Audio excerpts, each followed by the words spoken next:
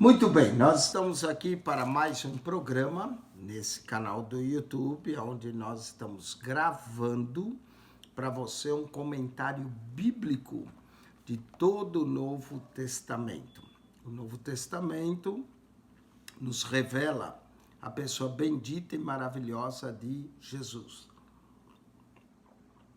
E nós estamos na última carta que Paulo escreveu, a 2 Timóteo. Essa última carta de Paulo, a 2 Timóteo, é a última das cartas do corpo epistolar de 3 epístolas. Paulo se encontrava na prisão Mamertina, em Roma, quando escreve essa carta. Ele estava sozinho, praticamente, todos o abandonaram, só Lucas, o médico amado, estava com ele. Possivelmente Paulo ditou essa carta e Lucas enviou, não é, para a Timóteo. Essa carta é uma carta terna, cheia de amor, de Paulo para com o seu discípulo fiel, Timóteo. Paulo aqui vai revelar sua prisão. Paulo vai pedir a Timóteo que não se envergonhe. O termo envergonhar aparece algumas vezes nesse primeiro capítulo. E Paulo vai trazer revelações profundas. 2 Timóteo é o 16º livro na ordem canônica. Não é? Os livros do Novo Testamento foram colocados primeiro os 4 evangelhos, depois o livro de Atos, que é a formação da igreja, depois um conjunto de epístolas de Paulo, indo não em ordem cronológica, mas indo da maior, Romanos, até a menor, carta Filemão. E aí foram colocados em ordem de tamanho, de forma que 2 Timóteo vai aparecer como não o último livro que Paulo, apesar de ser o último que Paulo escreveu, mas não vai estar nessa ordem no último, né?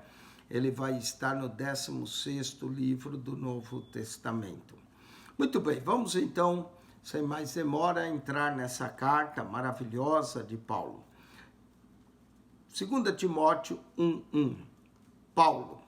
Assim começa todas as cartas de Paulo, com o seu nome. Quer seja ele que escreveu ou não, não é porque Paulo utilizou o trabalho de seus companheiros para escrever as suas cartas, ele certamente ditou, mas aqui vem essa carta, que possivelmente quem escreveu foi Lucas.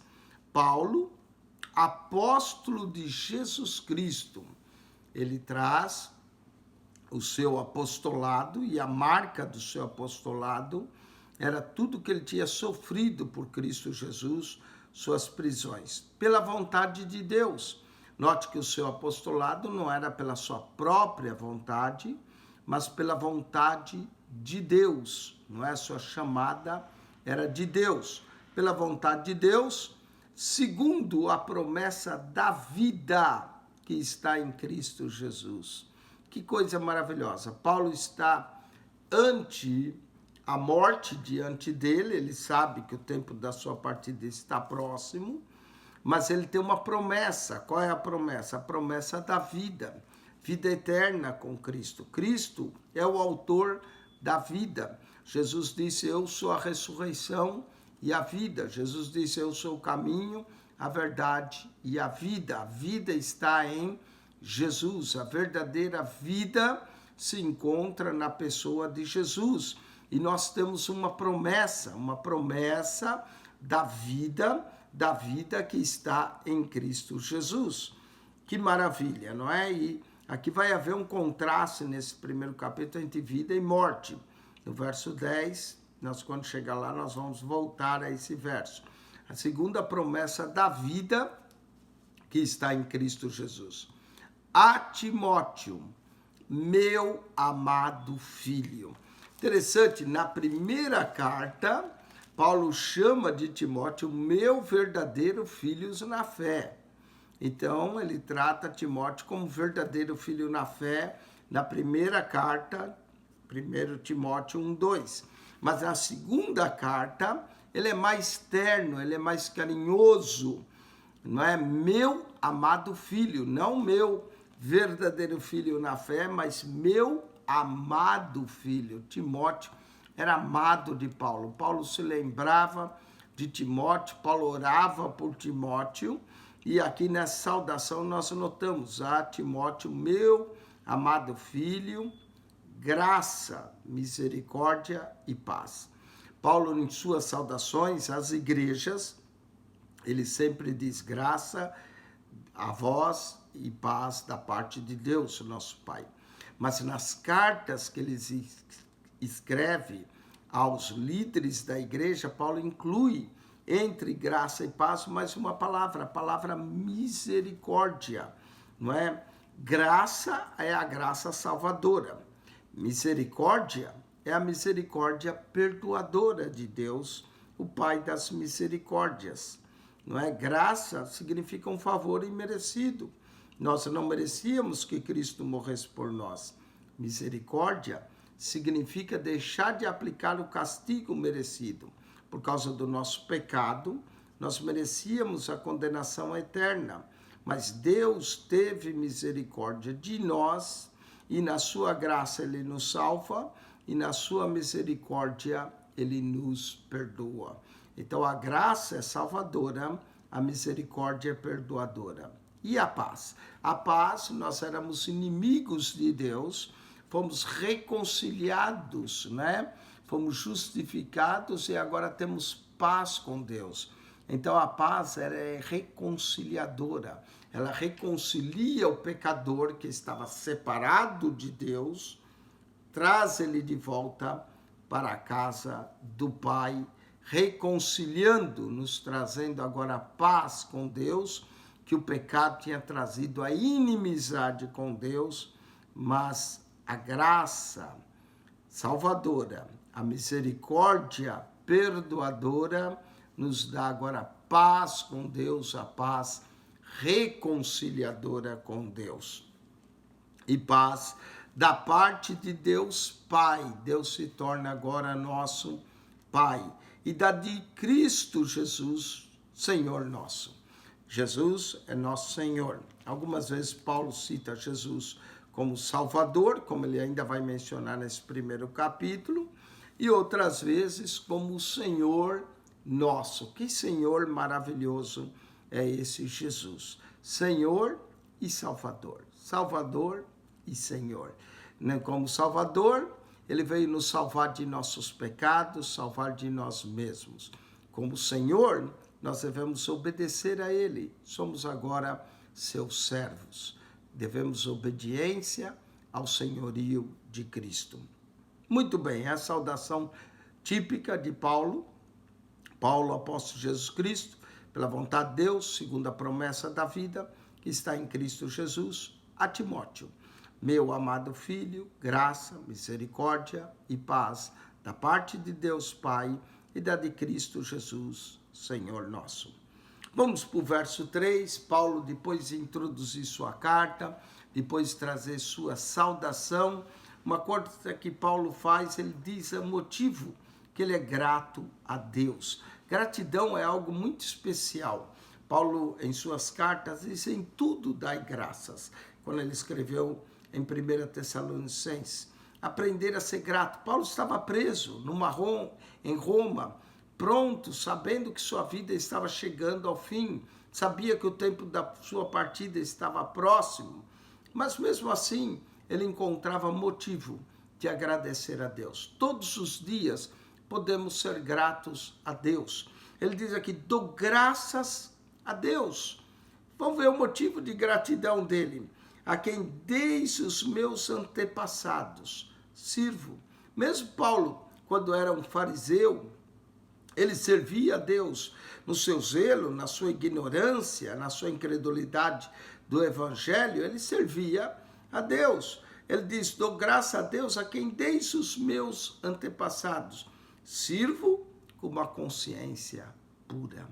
Paulo aprendeu a ter uma consciência pura diante dos homens e diante de Deus. E quem purifica a nossa consciência, Quem nos dá uma consciência pura é o próprio Deus. Paulo servia de boa consciência, não é? Pura, porque sem cessar faço memória de ti. Paulo se lembrava de Timóteo nas minhas orações, noite e dia. O apóstolo estava preso, mas não parava de orar, como ele escreve suas cartas, orai sem cessar. Paulo, nessa prisão, tinha muito tempo, claro, para orar, e orava dia e noite. A sua comunhão com Cristo era constante. Paulo não estava ali naquela prisão murmurando, reclamando, não, mas dando graças a Deus, orando. Gratidão e oração vai junto. Em minhas orações, e oro por ti, Timóteo, noite e dia. E por isso, por causa que ele orava por Timóteo, verso 4, ele diz, desejando muito ver-te. O seu desejo era ainda ver Timóteo novamente. Não que ele esperava ser liberto, como ele vai dizer a Timóteo no final dessa carta, mas que Timóteo viesse até Roma vê-lo, né? Viesse a Roma fazer, quem sabe, a última visita a Paulo. Desejando muito ver-te, lembrando-me das tuas lágrimas. Timóteo, certamente, em alguns momentos, chorou na presença de Paulo, derramou suas lágrimas, e para me encher de gozo, não é? As lágrimas de Timóteo, o quebrantamento de Timóteo, enchia Paulo de gozo, porque ele encontrava um cooperador ali fiel, quebrantado na presença de Deus, apesar que Timóteo tinha que ser encorajado de tempos em tempos pelo apóstolo Paulo, como ele vai fazer aqui, trazendo à memória a fé não fingida, não é? A fé de Timóteo era algo que não era fingido. Como é bom quando nós temos uma fé não fingida, não é? Uma fé em Deus que não é algo fingido, uma fé verdadeira em Deus. É isso que Paulo diz a Timóteo, que ele trazia uma fé não fingida, a qual primeiro habitou em tua avó Lóide. A fé que Timóteo possuía vinha de geração, vinha da avó Lóide e em tua mãe Eunice. Na primeira carta, quando Paulo menciona a mãe e a avó de Timóteo, ele menciona primeiro Eunice e depois ele menciona Lóide. Mas aqui na segunda carta, ele menciona primeiro a avó e depois a mãe. Isso é algo interessante de nós notarmos o que Paulo menciona, não é? Acerca da descendência de Timóteo. Então, veja bem o que Paulo está dizendo aqui, não é? Essa fé não fingida que em ti habita, a qual habitou primeiro em tua avó Lóide e em tua mãe Eunice, e estou certo de que também habita em ti. Timóteo tinha uma história, não é? Uma história linda de fé que começou com a sua avó e depois com a sua mãe e habitava agora em Timóteo. E Paulo vai dizer a Timóteo que ele desperte o dom de Deus que existe nele. Por esse motivo, te lembro, olha o encorajamento do apóstolo a Timóteo, que despertes o dom de Deus que existe em ti pela imposição das minhas mãos. Na primeira carta, quando Paulo manda que Timóteo desperte o dom, ele diz pela imposição das mãos do presbitério. Mas agora Paulo lembra a Timóteo que entre o presbitério que impôs as mãos sobre Timóteo, também teve as mãos de Paulo. Ou seja, Timóteo deveria dar continuidade ao ministério apostólico de Paulo. Seria uma espécie de sucessão apostólica, quando Timóteo segue levando a ministério de Paulo, apóstolo. Porque Deus não nos deu o espírito de temor.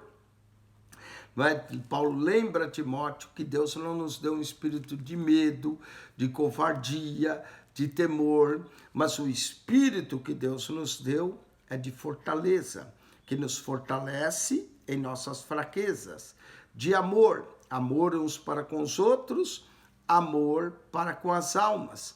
E de moderação, domínio próprio, não é? Que coisa linda nós encontramos logo no início dessa carta de Paulo a Timóteo.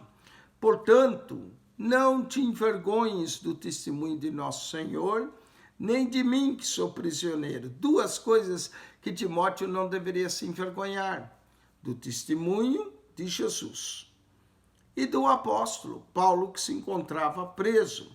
Aqui nós temos a evidência que Paulo estava preso. Sou prisioneiro seu, não é? Paulo estava preso. Há 5 epístolas que Paulo escreve da prisão. 5, não é? A 4 primeiras numa prisão e essa segunda Timóteo noutra prisão. 5 epístolas das 13 que ele escreve, 5 ele estava em prisão.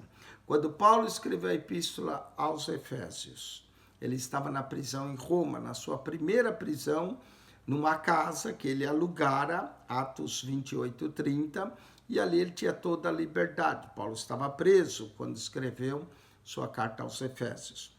Paulo também estava preso quando escreveu sua carta aos Filipenses, nessa mesma prisão em Roma, no ano 61, 62. Nesses 2 anos que ele permaneceu preso, escreveu Efésios, escreveu Filipenses, escreveu Colossenses e escreveu a carta ao Filemão. Essas 4 cartas, Paulo estava nessa prisão em Roma, Atos 28, 30. São chamadas epístolas da prisão, essas 4. Segunda Timóteo, Paulo estava preso na prisão Mamertina, uma prisão diferente, uma prisão que era para condenados à morte. E Paulo estava preso, por isso ele sabia que o tempo da sua partida estava próximo. E ele disse a Timóteo: não te envergonhes nem do testemunho do Senhor, nem de mim, que sou prisioneiro. Antes participa das aflições do Evangelho. O Evangelho traz bênção, o Evangelho traz salvação, o Evangelho traz luz, o Evangelho traz transformação, mas o Evangelho também traz aflições. Paulo passou muitas e ele estava preso por causa do Evangelho. Segundo, o poder de Deus, que nos salvou e chamou com uma santa vocação. Olha aqui que Deus fez: salvou, chamou e nos deu uma santa vocação. Então Deus nos salvou, nos chamou e nos deu uma santa vocação, não segundo as nossas obras.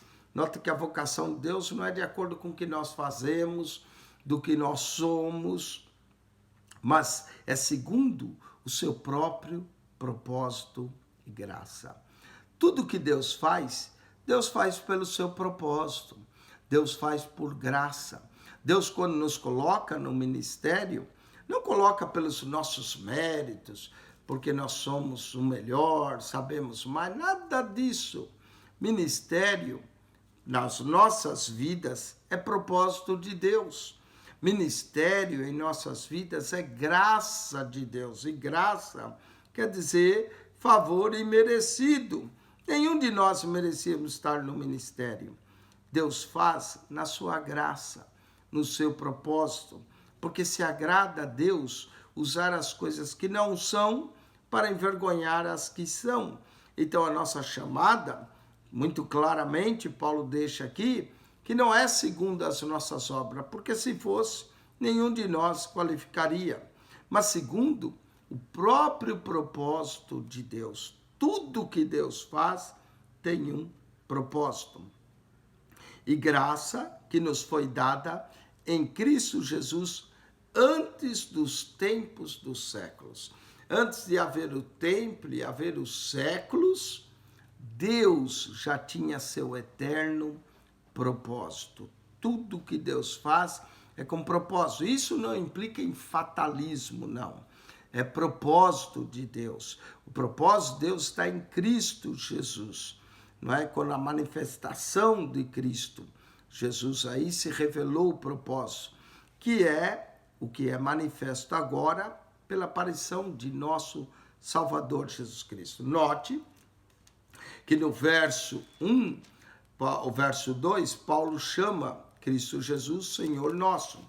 Verso de número 10, ele diz, nosso Salvador, Jesus Cristo.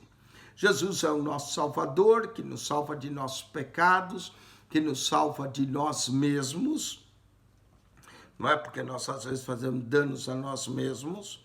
Ele é o nosso Salvador e ele é também nosso Senhor. Como Salvador, ele veio salvar de nosso pecado, nos salvar do mundo, salvar de nós mesmos. Como Senhor, nós somos agora seus servos, devemos obedecê-lo, devemos seguir a sua vontade. Então, Salvador e Senhor, Senhor e Salvador é Jesus, o qual aboliu a morte. Interessante essa palavra, aboliu a morte, não é? Como eu disse, Jesus, em quem nós temos a promessa da vida, como Paulo diz no verso 1, porque a promessa da vida está no fato que ele aboliu a morte. 7 coisas que a Bíblia nos revela que foram abolidas. Em Isaías, capítulo 2, verso 18, diz que ele aboliu os ídolos. Em Romanos 6,14, diz que ele aboliu a lei. Em 2 Coríntios 5, 14, 17, diz que ele aboliu o nosso passado. Assim, se alguém está em Cristo, nova criatura é. As coisas velhas já se passaram. Em Gálatas 4, 7, que ele nos aboliu da escravidão da lei e do pecado. Em Efésios 2,14, diz que ele aboliu a inimizade, destruiu a parede da separação. Em 2 Timóteo 1,10, diz que ele aboliu a morte. E em Apocalipse 21, 4, 7, diz que as coisas, 4 e 5, Apocalipse 21, 4 e 5, diz que as coisas velhas já se passaram e que haverá novos céus e nova terra, que ele aboliu a velha terra.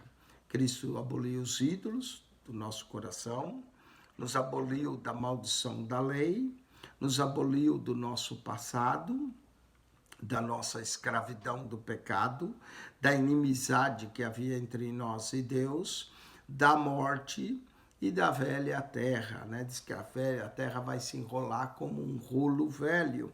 Cristo aboliu a morte, a vida está em Cristo. A morte foi abolida pelo Evangelho, como diz, aboliu a morte e trouxe luz à vida e à incorrupção pelo Evangelho. Incorrupção. Esse mundo está se corrompendo. Nosso próprio corpo se corrompe. Mas isso que é corruptível, um dia se revestirá de incorruptibilidade. Isso que é mortal, um dia irá se revestir da imortalidade. Isso que é terreno, um dia se revestirá do celestial. Isso que é carnal, um dia se revestirá do espiritual. Tudo isso Paulo menciona em 1 Coríntios capítulo 15. Então, através do Evangelho, Cristo aboliu a morte.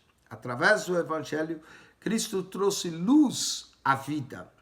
E através do Evangelho, Cristo trouxe a incorrupção, aquilo que se corrompia.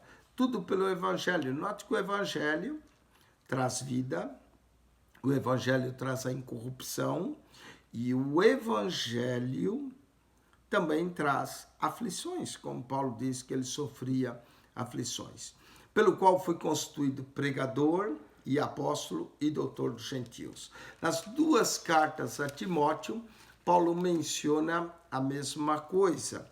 Em 1 Timóteo 2,7, ele diz, porque em Cristo digo a verdade e não minto, fui constituído pregador, apóstolo e doutor dos gentios, na fé e na verdade. Em 2 Timóteo 1,11, fui constituído pregador pregador primeiro, apóstolo segundo e doutor dos gentios. Antes, Saulo era o doutor da lei, fariseu, mas agora se tornou doutor dos gentios, não é? O grande doutor da igreja gentílica. Mas antes de ser doutor, ele foi primeiro pregador, depois foi apóstolo e depois doutor. Em Efésios 4:5, ele diz, ele mesmo deu uns para apóstolos, profetas, evangelistas, pastores e doutores. Paulo ocupava a posição de apóstolo e de doutor.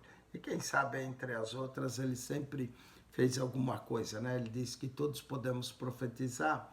Então, quem sabe, ele também profetizou algumas vezes. Evangelista, nem se fala. O seu trabalho era totalmente evangelístico. E pastor, ele mostra pelas suas cartas o seu pastoreio. Paulo tinha, de fato, um ministério completo de apóstolo a doutor dos gentios. Né? Pregador primeiro, pregador, apóstolo e doutor dos gentios. Por cuja causa padeço. Não é por isso que ele padecia. Também isso, mas não me envergonho.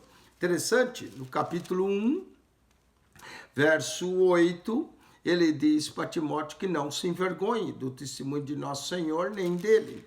Agora, no verso 12, ele menciona que ele não se envergonhava das suas prisões e tudo que ele estava passando. Por quê?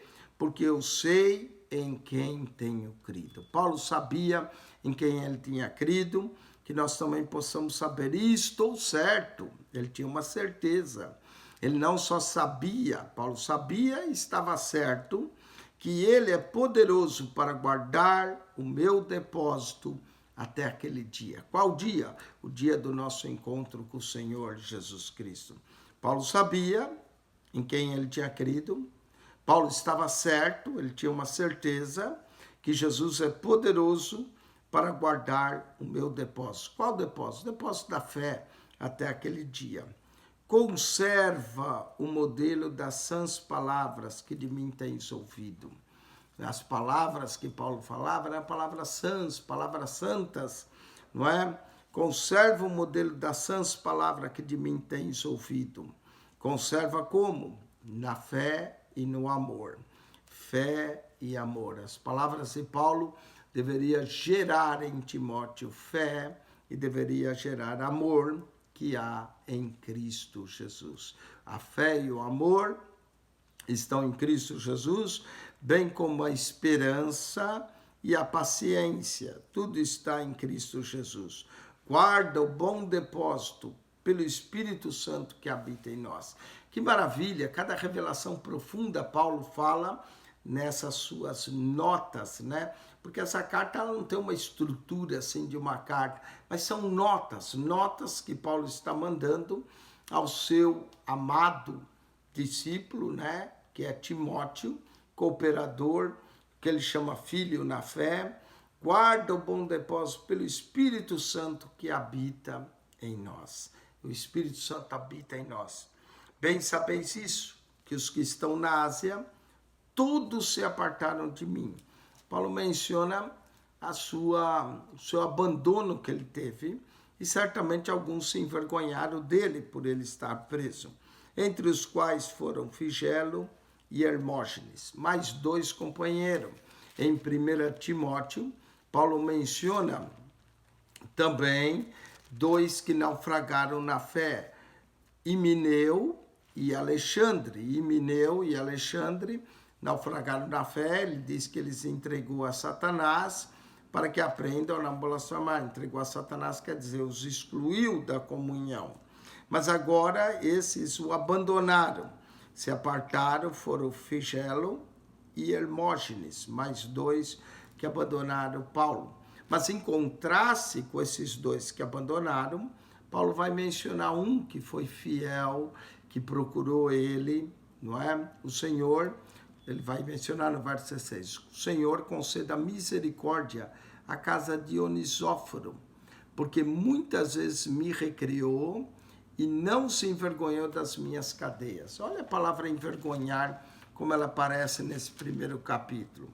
ele diz para Timóteo, no verso 8, não te envergonhes do testemunho de nosso Senhor, nem de mim. Depois ele diz no verso 12 que ele padecia, mas não se envergonhava, porque ele tinha crido. E agora ele menciona Onesíforo, que não se envergonhou das suas cadeias. Paulo estava preso, estava em cadeias, não é, com grilhões que o mantinha preso.